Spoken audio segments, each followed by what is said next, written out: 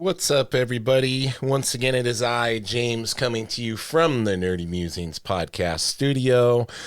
I'm super excited to be joined today by Derek Laufman. You may know him from I Hate Fairyland, Scotty Young's little book.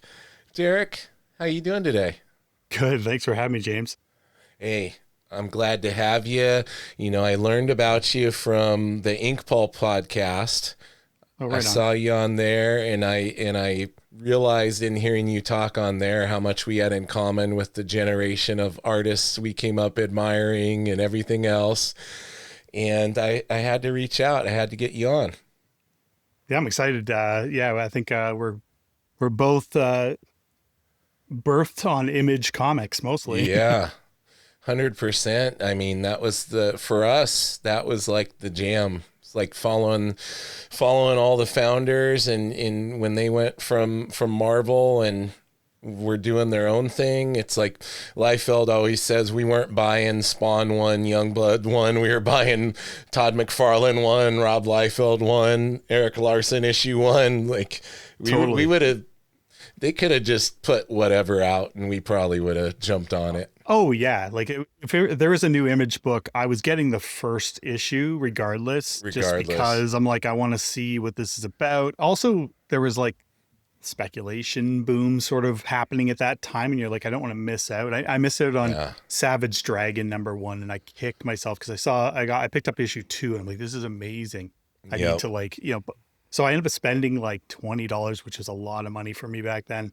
For sure. I had to buy it off the wall and it was like a painful moment having to fork over, it was like, he would have cost me like $4 normally at the time. Mm-hmm. And, it was $20 off the wall and that hurt. That was like my whole budget for the week, Yeah, it's crazy to think that's kind of back when shops really started to, go into that realm of collectability more and everything else, and you were having to buy stuff like that you missed. I remember I missed out on Spawn 1 and that killed me because McFarlane, that was my guy, like that I loved from Spider-Man and everything. So it was like, oh man. And then, like you said, you would see it and it would be marked up. I had a little side benefit though. I actually worked for the shop that Todd co-owned here with his brother-in-law in Washington State for a long period of time. He had 2 shops. Well, started with 1 shop, which was right by where I lived. So I would frequent it and I would, offer to help his brother-in-law out, the owner, like, hey, can I help you put the books out? Whatever. And eventually led to a part-time job. And so, and then they opened a second one for a period of time, which was really cool. But yeah, so that's a long-winded way of saying I had access if I needed it to find anything Todd related, including mountains of his original artwork that he stored. Oh, no way. Oh, that's amazing. Wow. Yeah. To have access like that. Yeah. And my listeners and viewers get really bored of me telling the story, but lunch breaks were comprised of going down and going in the back room where all the back issues were stored, going up to these gigantic metal shelves and pulling down a huge brown paper bag stacked about that thick full of his pages from everything. It's funny to think he just put them in a paper bag and yep. I can see everything, that, everything from, the iconic Captain America Spider-Man cover on Amazing Spider-Man to his Hulk stuff, Spider-Man pages, Amazing Spider-Man, his old stuff for DC, like you name it, it was all in there. And I would pull those down and go through them on my lunch break. Didn't spend much time eating lunch. I was looking at McFarlane original art. Oh yeah, like to have access like that. I don't know what I would do. Yeah, it was be trying to soak probably, it in, probably as much, not absorb it. Probably like me, not get much work done. That's probably why I eventually got fired. He said, "What's this guy? He's not getting the back issues organized. What's he doing back there?" Right. What was really cool about looking at his pages, one, when we're new to comic book art, we don't know much about the production side. Right. So back then it was that whole thing of, oh, they draw it really big and reduce it down. Like, I didn't realize that. And then also seeing at least Todd, he did a lot of the roughs and stuff on the back, like his thumbnails. If you flip those pages over, a lot of the Hulk pages would have him working out the pose of the Hulk and everything else. So original art, like, kind of became our version of YouTube process drawing, like seeing how the stuff is made, right? Yeah. You're trying to almost like, reverse engineer it by looking at it, and that would have been amazing access. I remember specifically Wizard magazine. I would grab the ones that had some of the original like pages in it, like anything that kind of showed some of the original pencils, because I was trying to see what was happening underneath all this, trying to learn the craft myself. And yeah, it was like anything I can get my hands on. I had like how to draw the Marvel way, but it wasn't, for my sensibilities as a kid who's like, really gravitating towards image, although that book had a lot of great information in it. It didn't capture the same energy and things that I was looking at the time, like my, the things that caught my, immature eyes, if you will. Yes. And so it was like anything like that I can get my hands on. And I owe a lot to, so I was like perusing a lot on the digital webbing and pencil jack message boards back then. That was something I heard you say on Ink Pulp that I was like, this guy, we were both on there. I don't know if we ever interacted, but we were on there, man. We could have. I went by, I'm so embarrassed by this, but I was skills to burn for a long time. And it was just like, being a cocky young kid, and you try to have a name that sticks out, whatever. For sure. But I got my first blue line paper from Digital Webbing. Sold their own sort of branded stuff. I remember that.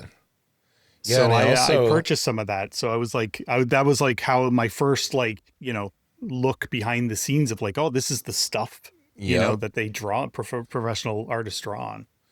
Yeah, and I remember back then, Blue Line, you could actually get custom, like you could send them your logo and get custom paper printed with your logo. So I remember me and my buddies who were doing an anthology book, we got our logo on there and had our own paper for our studio, like, look, we're professional, we have our own paper. Yeah, the digital webbing days, man, that's something I feel like I have a nostalgia for it, and I feel like it's something that the current generation of artists is missing out on. Like, I feel like the whole forum days were pretty cool. Like, people have Reddit now and everything, but it was really a cool time. Like, I remember, chatting with Ryan Ottley and Ryan Stegman on there and watching them like before they even broke in and seeing them post things. And then I remember Uncle Wea is what he went by, right? Yeah. And so like for Ottley, and every time he posted something, I would be like, oh my God, this guy is like insane. Yep. I was so jealous of his skill set. He was killing it back then. He was one of the top guys on the board. Yeah, every time he posted much. Something, I was salivating. And Jake Parker was like big in that space too. Yep. And Agent 44, I think he went by. It was like, these people sort of through their art, and then, eventually you talk with them. It's kind of a weird thing later in life, right? Super weird. Yeah, it all comes full circle. And then to be there when they get their big break. Right. Like, I remember when Ryan posted that he had gotten the Invincible gig and he was doing his work on that, starting with issue 8. And I remember going out and grabbing issue 8 and making sure I had it to support, and same thing with Stegman when he got his first big break. He talked about it on there, and it's just, it was a really special time. Yeah, it was a special community, and it was, for the most part, supportive, I think. Like back then, I mean, we were still trying to figure out the internet a little bit. So you get some shit talking on there. Yes. And, it was, but, for the most part, I think it was positive and everybody was mostly supportive of each other. Yeah, I remember it being a pretty positive place overall, and made a lot of good connections, and like you said, that community developed a lot of friendships back then, and you know, we talked a little bit. On my introduction, I talked about, you know, you working for Skottie on I Hate Fairyland and everything. Did you interact with Skottie at all back then? Because he was on the forums. He had like his own forum with his little Lead studio Heavy buddies. Yeah, Lead Heavy. Yeah, and I was very jealous of Lead Heavy. I really wanted to be. They were the cool kids, and I wanted to be in their group. And I felt like an outsider, kind of peeking through the window. So I didn't know Skottie back then. I was admirer of what he was doing. I remember seeing, like, you know, his Iceman stuff and his it was the Spider-Man, like a, what was it, like a ninja Spider-Man sort of thing, or I forget what that was, but yeah, and just like it just really seeing people that were like my peers, like kind of making it and sort of figuring it out early. It took me a long time to sort of feel like I even was developing a style. And that was something back then where I saw these guys who were getting work. They kind of had their established thing. Like Ottley had an established look, and he, you know, he's obviously grown over time, but even back then, like he had a, you know, distinct look that I think he carried on through his career. And I remember just being jealous of that because I wasn't at that place in my art, like journey, if you will. I was still trying to find, like, what is my style going to be? And I was just kind of copying here and there, copying Joe Matt a little bit, like copying, like, you know, a little bit of like Magnolia, like just trying to figure out, like, where do I stand? What do I want to do? Who am I as an artist? I knew I didn't want to like just be a copycat. So it was a tough, but that was like something I was kind of good at, was copying, and kind of helped me get jobs in the industry, like just in later on, like, you know, later in my 20s, it was like having that ability to copy was actually like a good thing. It was, because they were kind of looking, you know, they're really developed, the studios or developed that house style somewhat. So they were kind of like, oh, people love how Joe Mad draws. So then you saw like 5 different guys that drew like Joe Mad, or, you know, for sure. We had your extreme studio gang, and Rob was trying to have everybody kind of draw like him. And you had, it's true. Yeah. Jim Lee with Wildstorm, like they definitely had a look. They were branches of those, you know, house styles for those particular artists. Yeah. And, you know, I think at some point I was thinking I would be one of those type of people. It didn't work out like that. And I ended up going into video games, but being in video games and having that ability to sort of match a look, it was an asset, because every game is going to look a little different. You're going to do a different style, whatever the company needed me to do, I could kind of, you know, match. Right. So I was kind of a good go-to artist for them. That's awesome. So take me back to when you were younger. It sounds like this has been a love and a passion for you for quite some time.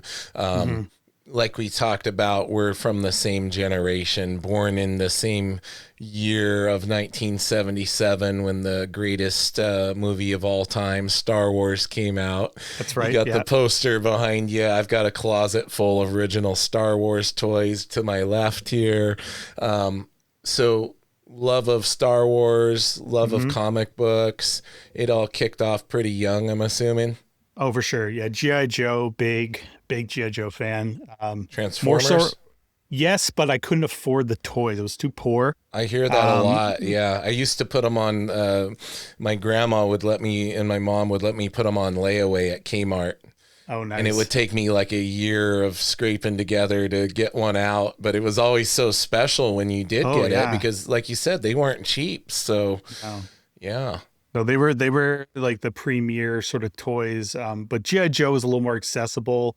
You know, and you know, I was a big fan of, like, I don't know. I mean, the sort of war and I love the lore of Cobra was always appealing to me back then.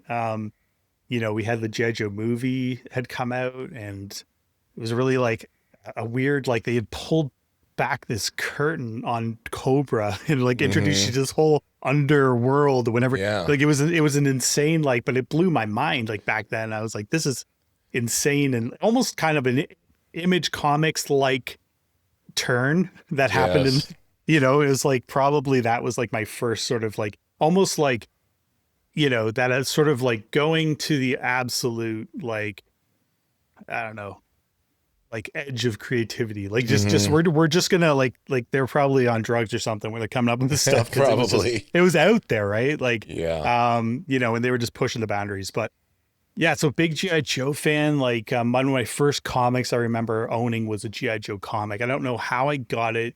Parents must have picked it up, or maybe I was at like a Kmart or something back then and grabbed it off of rack or something. Something appealed to me, you know, because I was, you know, fan of G.I. Joe. And then I had a comic of that.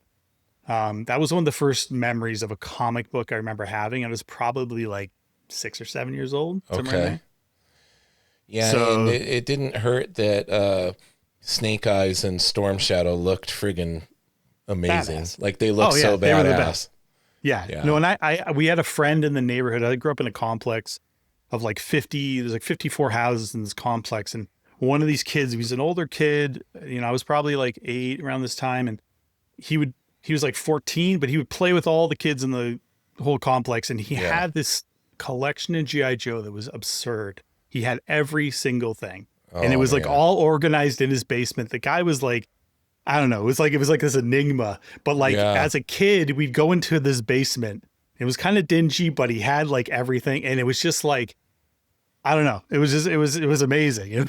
We'd just play for hours on his basement floor with these, coming up with scenarios and storylines and all these things, and having access to literally everything was like really weird, especially for a poor kid. Yeah. Like, you know, I got a couple at home, but this guy's got it. He's got everything. This is like Wonderland down there. Yeah.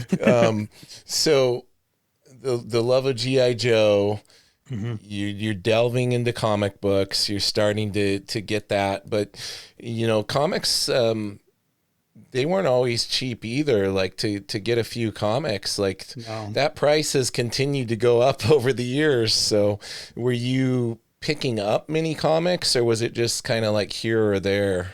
It wasn't until I was in high school. I started high school, and that was like literally the exact time, grade 9 is when I believe it was when like Image Comics hit the shelf.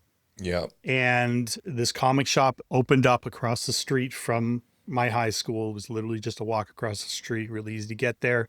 And I think my dad would give me like $25 a week for lunch. Money, but I would like squirrel away probably $15-20 of that to spend on comics. So the comics would come out. I'd try to buy, you know, 3 or 4 comics if I could get it, you know, with that money. And, you know, it was just, that was kind of my first collecting of comics for a good, probably 3 or 4 years. It was like pretty much a ritual. Yeah. And you started, like we were talking, and the Image guys was a big thing for us, but huge. From there, how did your sensibilities change? Like as you started to, I'm assuming this is around the time when you started to draw and you were trying to copy and all of that when you're looking at the Image guys stuff. But as you started to mature and maybe build a little more foundations as an artist, how did your taste change a little bit? Because I know that's, for a lot of us, it's like we don't have that appreciation for certain artists because we didn't have the base knowledge to understand just how amazing what they were doing was. Right. And then in retrospect, we look at it now, like say for me, like somebody like Mike Mignola, when I initially saw his stuff, I didn't really dig it. Right. But then years later, I'm like, oh my God, this is brilliant. Like the way this guy does his spot blacks and cast shadow, and it's minimalistic, but there's so much there that it speaks volumes, right? So for you, when did that kind of click to where you're like, oh, there's other stuff other than Todd and Jim and these guys? For me, it was animation school. So I went to Sheridan for classical animation. knowing that I wanted to have a career in art, I was looking like, where can I get the best education? Luckily, one of the best art schools like in the world was, only like 20-minute drive from my house, 25 minutes. So I really lucked out there. I knew I was going to go there. I tried, to get into their illustration program, thinking I'm going to have a job in comics, and illustration is what I need. I didn't have the chops. I wasn't a very good at like realism. And that was something they really would like kind of look for in a portfolio. And I just couldn't, I was too like, I was always, I guess, cartoony, and I fought against that cartooniness a bit, especially trying to mimic like some of the stuff I was seeing in like Image and that was Todd and Jim Lee were doing. And, but I ended up like getting into their animation program, which, was like a really sought after program itself. And I think through that, like they taught us from the ground up some of the fundamentals of drawing and, life drawing, how forms come together, layout, principles and storytelling principles. And there was a lot of things that were happening in there that I was able to like sort of think like, okay, this is all perfect for like applying to comics later. Yeah. I never went into the program thinking I'm going to get into animation. It was just, I was like, these will be fundamental foundational skills that I can then apply to comics.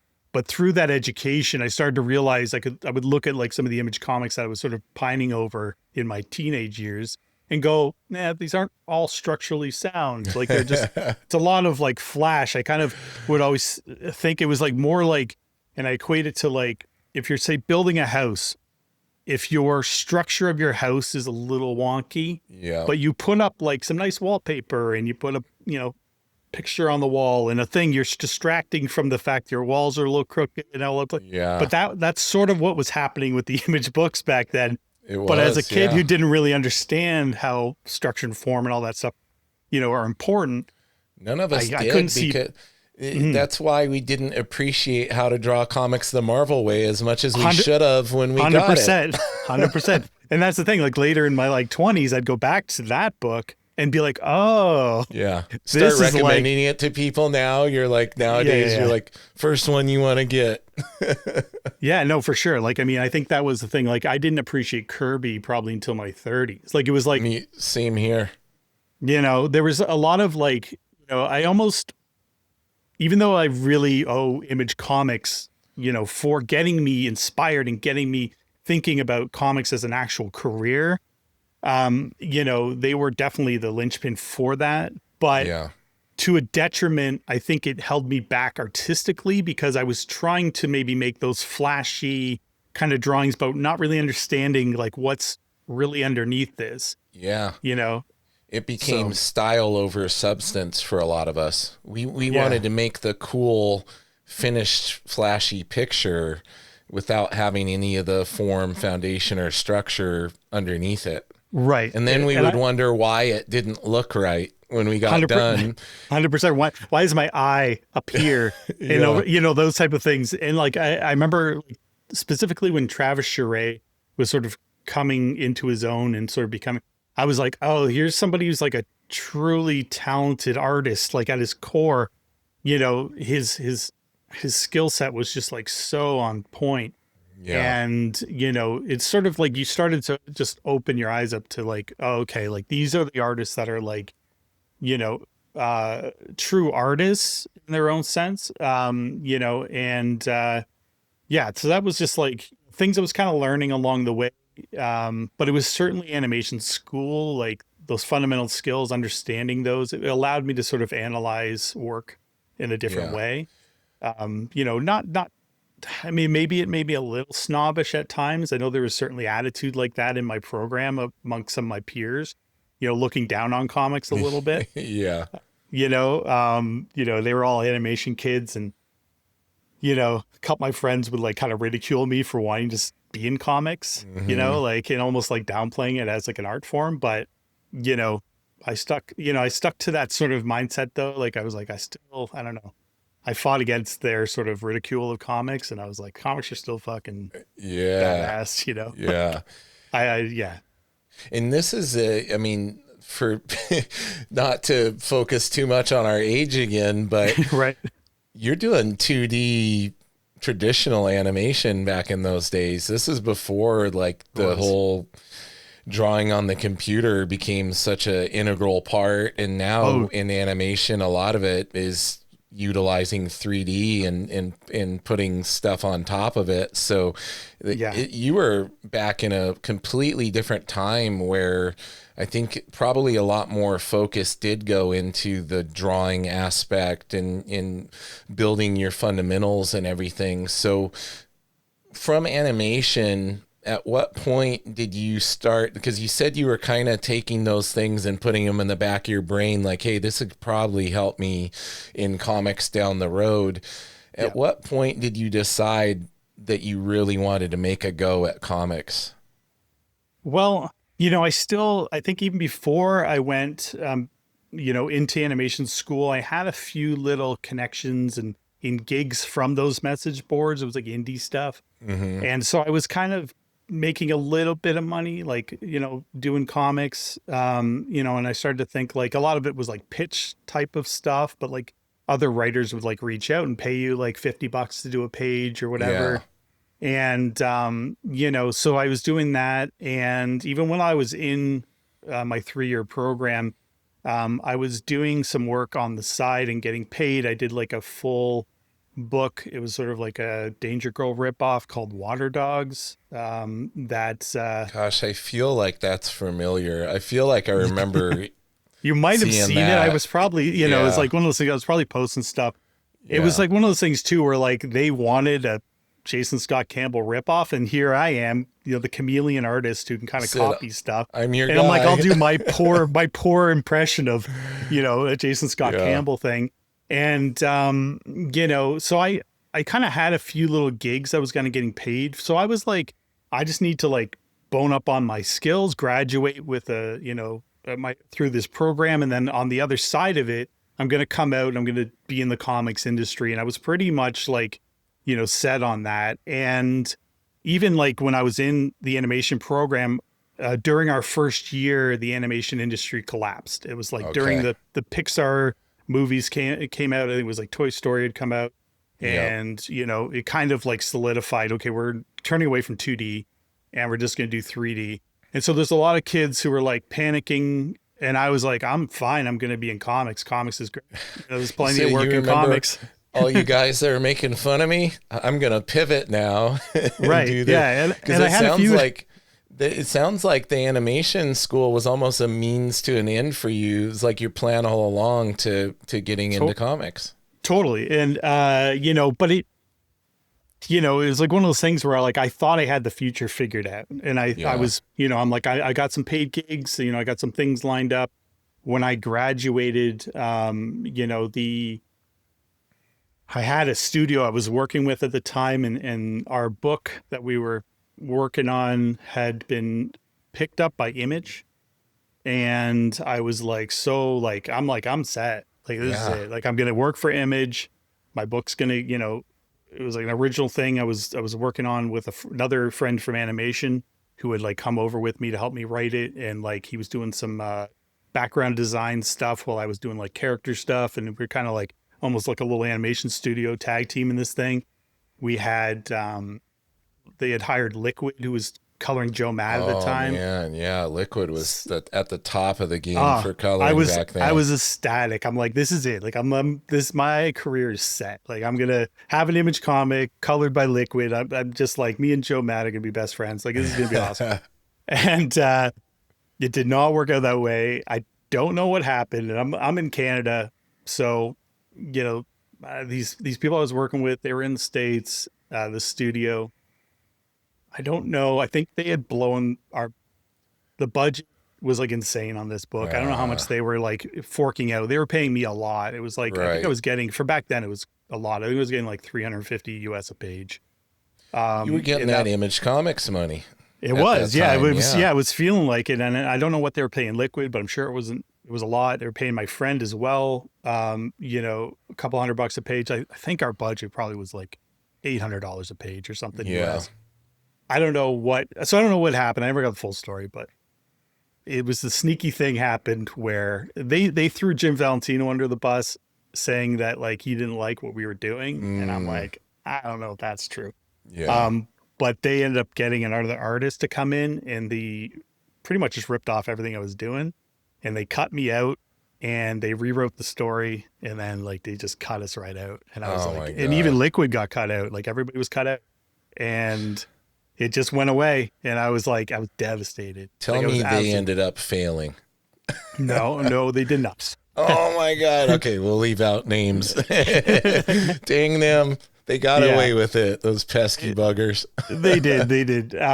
You know, but it was a lot of recourse. I was poor. I had like student debt. I couldn't go into legalities and suing somebody from the States and like trying to think of like, how is this all going to play out? And I was just like, I don't know. It soured me on the whole comic business. And back then it was like, that was the only way in, like feeling like that was the only way in. Like, apart from like, you know, I would go and like to the odd show I could make my way to and like get into a line of like portfolio review and stuff like that. But other than that, there wasn't a whole lot of like ways in, you know, to the comic especially somebody with your style in having a little bit more of that animated style. Like Image was kind of the place for artists with those sensibilities, and a little bit harder for the most part back then to get into Marvel or DC with a more edgy style. Because I know when I had Canetti on here, he was like running into some stumbling blocks with that because he refused to kind of change what he was doing, and he had that crazy, you know, Aeon Flux kind of dynamic. Right. Yeah.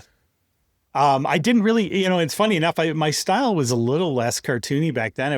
I think at that point I was trying to go more manga look. I was certainly more Japanese influence. I think that's what the publisher wanted when we were sort of pitching our book. So they're like, can you make it look more like this stuff? And I'm like, yeah, I can do that because I'm a chameleon and that's what I do. And so like, you know, again, even back then, to be honest, I don't think like I still hadn't found myself as an artist. Okay. You know, I had a better skill set because I had gone through animation school and I had the tools and I can make something look cool. But I was still struggling a little bit to like, you know, find it. It wasn't really felt like it was me, if that makes sense. Mm-hmm. You know, even on that project.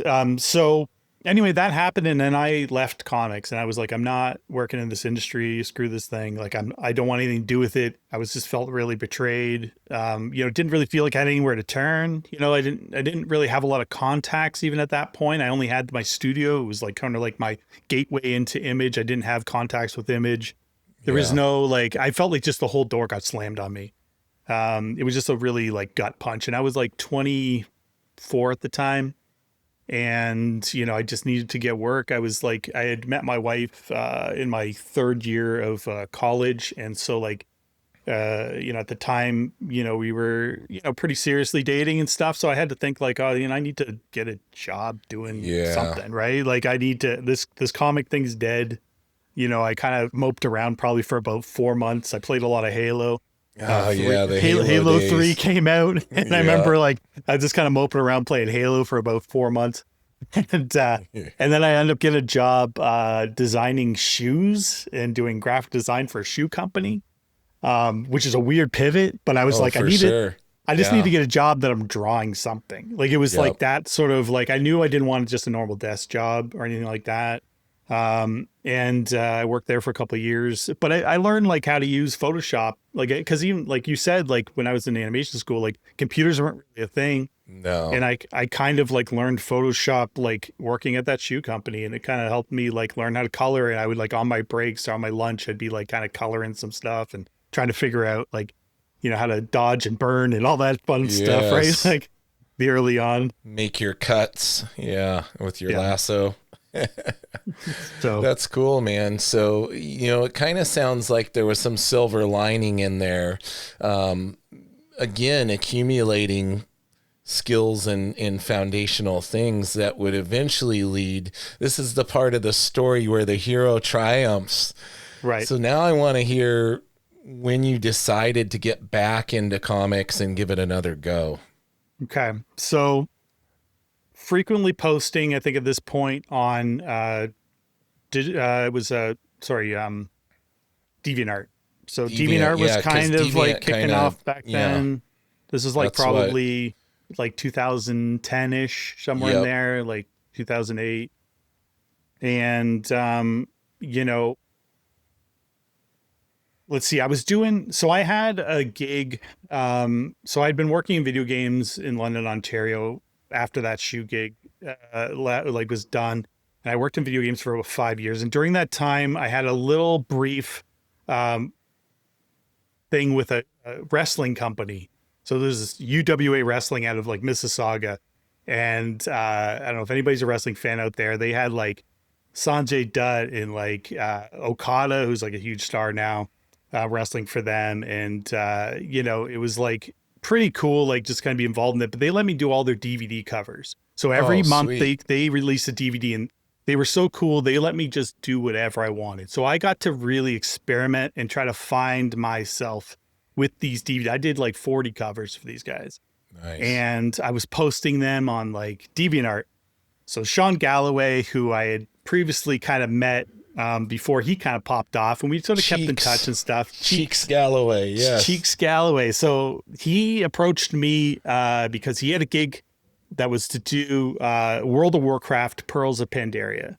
It was a graphic novel, and I was at the time playing a ton of Warcraft. So I was during my Warcraft sort of phase. You got wrapped up in that too. My wife and I used to play. Yeah, I spent so many hours. Me and my wife, we do LAN parties with her mom and her brother. Nice. We'd go up to like visit them. We do LAN parties. Her mom played, which is awesome. Those were the days. They were. Yeah.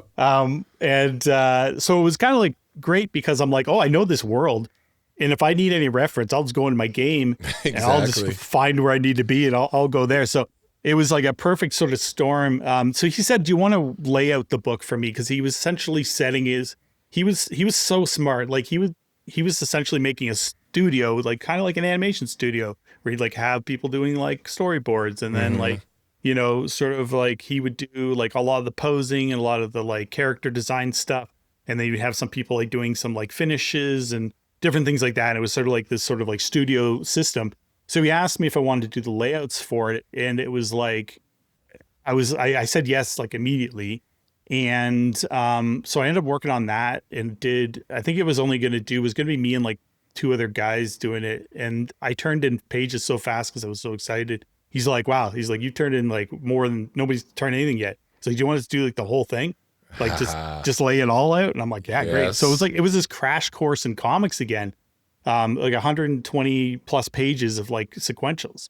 And so that was sort of like the thing so I owe it to Sean, like for getting me back in and pulling me back into the world of comics. That's great. Yeah. So now you're back into the world of comics. This is your gateway, and you get in, and then I know we're going to skip some stuff in between with this, but how do you end up getting connected with Skottie and working on I Hate Fairyland? So, I mean, Skottie at this point, we'd kind of been in the sort of social media space, like, for quite a few years. And so we kind of just knew each other mutually through that, just mutually admiring each other's work. And like many of the connections I made now as like an adult, like that's kind of where a lot of them have come from. And so, yeah, it was just kind of like he had gotten money to do for Substack to do a series of like, web comics for Fairyland. So he asked me if I wanted to do one, which is like, I see, like, and because he was admiring my work, like I was admiring his. So it was just kind of like a mutual like sort of thing there. And I jumped at the chance. I got to write and draw like my own Fairyland story. I was a huge fan of Fairyland myself. I had been buying it since like the first issue came out, and then I bought all the graphic novels. I was a big graphic novel collector at that point. And so, yeah, I jumped at the chance. And basically, I guess like when Brett had decided he was going to move on, Skottie just had enjoyed what I did with the short and said, hey, would you like to take over? And I was like, I think I thought about it for a whole day. Yeah. Because I said to my wife, I'm like, this is a big change like for us. Like I was doing my own comics, but it was like, my comics are part-time, and I would do a lot of freelance illustration work on the end to pay the bills, so to speak. And, I'm like, I'm like, there's so few jobs like this that I would say yes to. Like, because I was happy doing my own books. I'd successfully doing my own books. Like, I can be profitable making my own books.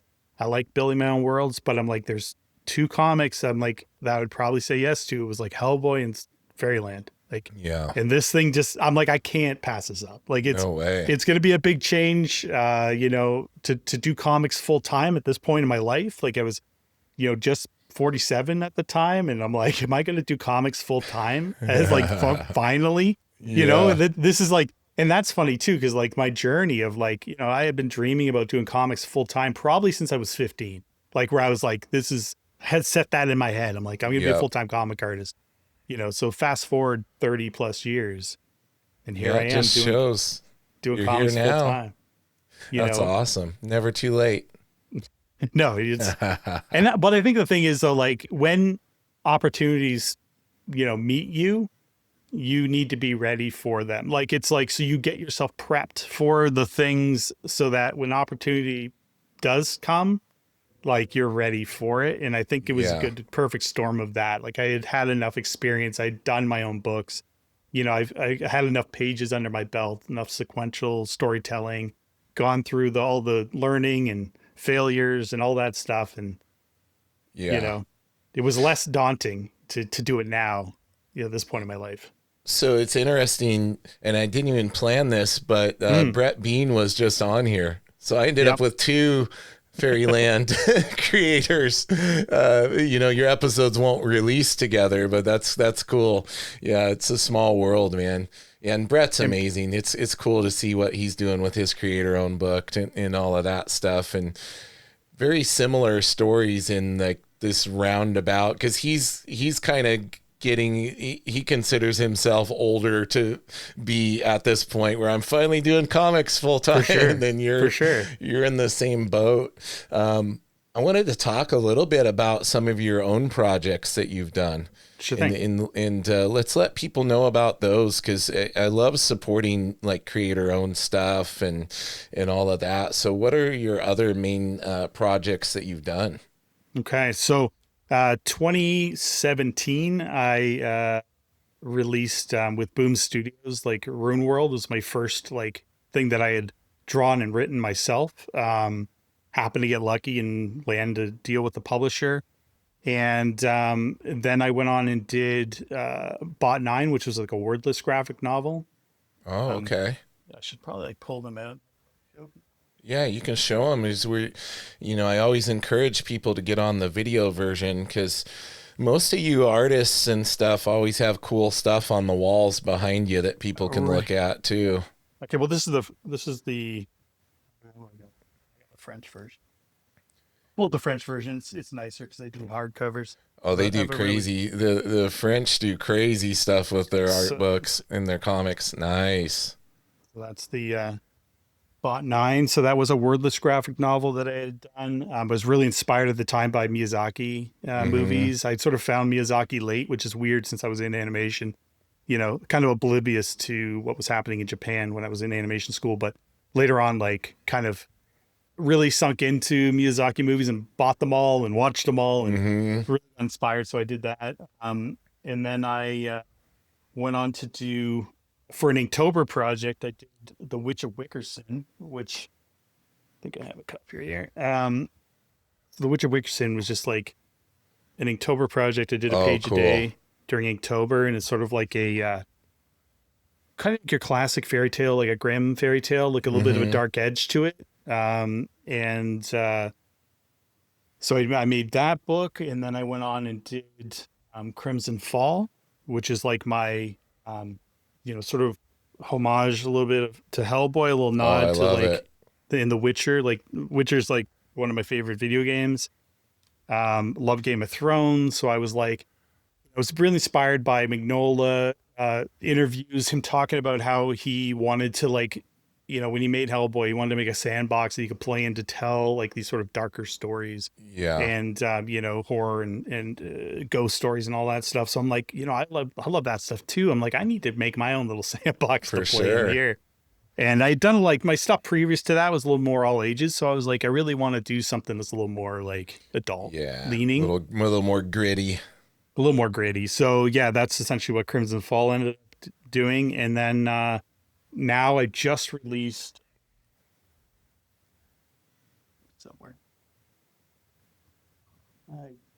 But anyway, it's called Rats of Ironwood. It's a follow-up to the Witch of Wickerson world. So it was just like my anthropomorphic sort of world there. And I just kind of wanted to expand on it and build upon it. So yeah, I'm working on that right now. Dude, but then I have, I gotta interrupt. How do you make time for all of this whilst also working on Fairyland? It's hard. It's really hard. Time management skills. You got a schedule. I try to stay on schedule. I work from like 9 to 5-ish, relatively. But it's a lot of like when I'm working, I have to just be focused. I'm pretty quick when I can just like get hyper focused, get in there. The other thing too is I'll work weekend mornings. So I find that is a good time because I have 2 kids and like they're a little bit older now. So they're just like watching TV, playing video games. Not a whole lot happening in the mornings. My wife's out getting groceries or doing things. So it's like that's kind of a good sort of window or before anything's really happening in the day. So I utilize those like 3-4 hours, Saturday, Sunday morning. I'm up early anyway because I have kids. So it's just, that's baked. It's baked into me at this point. I can't sleep in to save my life. I'm not a good late night worker. Like I used to, I was like younger, but like I found that like I'm just diminishing returns for me, like later in the evening. So I rather get up early, and start working. If I happen to wake up at like 5:30 or 6 in the morning, and I'll just start working because it's. It kind of sounds like the trick, if there's any trick from what you're telling me, is making the most out of the time that you do have, like blocking out, like even if it's that 3 or 4 hours on a weekend morning, if you're staying focused and you get locked in, like I think people would be surprised like how much we can do without distraction if we're able to get ourselves locked in and actually just sit down and draw for 3 hours and see how much you end up with. It's probably going to be more than you realize. Even if you're not fast, it's probably going to be more than you expect. Well, and I find that like, when you're taking on a project, like say you have a comic book or whatever, it's daunting. Like when you see like how much is involved and you're looking out into the distance and you say like, okay, I want to get this book done. It's a lot. Like it's a lot, it can be really overwhelming and it can almost shut you down, but you really got to chip away. Like that's the key. Like you just have to chip away, whether it's like, you're just going to write like a couple pages of dialogue that morning, or you're just going to, whatever it is, like you just have to start chipping away. Yep. And whether it's like, sometimes it's like just doing a character design or like all the things that kind of go into making a thing. You just start chipping away here and there. And eventually it starts to really take shape. And then I find like there's a point in a project where you kind of get over the hump because you can start to see the horizon now. Like, you've made enough progress in the book where everything feels fully realized. And then it's just like a sprint to the finish line. Now that sprint is hard. It's still like really hard to get over that finish line is not easy. Yeah. And most people like give up at that stage, right? They might start to see the horizon, but they're like, it's still so far away. And whatever, life takes over and it's hard to like finish those projects. But when you can finish, like that's the thing, like finishing that project and then holding that book in your hand, it's like the greatest feeling. Like, next to like birthing your kids and like holding, whatever, like, it's like you've created this world. Like you're almost godlike. Like it's a weird like sort of thing to equate, but it's like I've created this universe. Like I've made these characters. They're alive in my brain. Like these they exist. And I just like, in some way, shape or form, this world exists and I am the creator of it. It's a weird sort of, surreal feeling. But yeah, when you're holding that thing. Well, Derek, I can't think of a better way to end the podcast, man. You landed the plane, brother. That was awesome. I know there's like so many more things we could talk about with our mutual loves of all different things. Well, maybe we can do it again sometime. This is where I was going to say, I would love to have you back on and we can chat some more and, talk about all the other various projects you're squeezing in by the time I talk to you then. I'm sure there'll be more. Definitely. Yeah, I'd love to. Awesome, man. Well, I want to give you an opportunity to let everybody know where the best places to follow you online are, where they can keep track of all your projects. And, I got to apologize. I didn't even realize until I looked at your Instagram profile again today. It says no DMs, please. Oh, I broke that rule to get a hold of you. I do occasionally check them, but don't respond to everyone because it's overwhelming. But I appreciate that. I appreciate that you saw mine and you responded, man. This has been really fun. No, definitely. I think everybody, you can just follow me on like DerekLaufman.com. It's my website, has all my links, has my shop. You can kind of just get a look at behind the scenes, all the stuff I got going on. I have a Patreon. So there's links to that on there. If you really want to see some of the behind the scenes stuff, I share a lot of things on there. That's like $5 a month if you're interested. And then I sell all my own books. We ship them out of Canada. I keep the shipping low for everywhere in the world as much as like we possibly can in this sort of like economy. But we produce some good books, and my wife is like amazing at shipping stuff. And oh, nice. So she handles all that. Yeah, she does it with care, and so it's a great little business we got going here. Awesome, man. And the books that you showed on the screen, are those still available on your site? Awesome. All of them are. I'm going to have some little shopping spree after we get off here. That's awesome, buddy. Well, listen, hang out with me for a moment here while I talk to everybody. Everybody, you're already watching or listening. Just greatly appreciate you. This podcast is out of passion and love of comics and art and that part of my life. So thank you for listening, tuning in. If you're enjoying all the amazing creators I'm having on, go ahead and hit like, subscribe, share it with a friend, just so other people can see it too and enjoy it. And I know I learn a lot from the creators I have on, and I'm sure everybody who listens or watches will too. So let's get it in front of more people. And if you want to support on Patreon, I'm reworking that right now, but you can go to patreon.com/Nerdy Mewzings. And in the meantime, everybody, keep it nerdy.